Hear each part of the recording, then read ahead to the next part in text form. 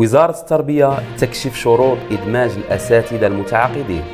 أفرجت وزارة التربية الوطنية عن تعليمة وزارية مشتركة تحدد كيفيات تطبيق المرسوم التنفيذي رقم 22461 المتضمن إدماج الأساتذة المتعاقدين قيد الخدمة في المؤسسات العمومية للتربية.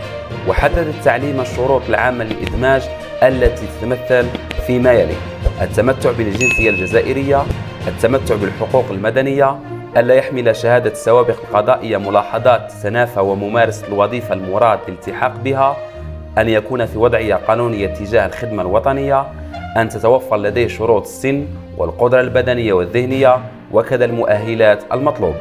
كما أشارت التعليمة إلى أن هذا الإجراء يخص حصريا الأساتذة المتعاقدين الذين تم توظيفهم في إطار التعليمة الوزارية المشتركة التي تكلمنا عليها سابقا في رتب أستاذ مدرسة ابتدائية وأستاذ التعليم المتوسط والتعليم الثانوي.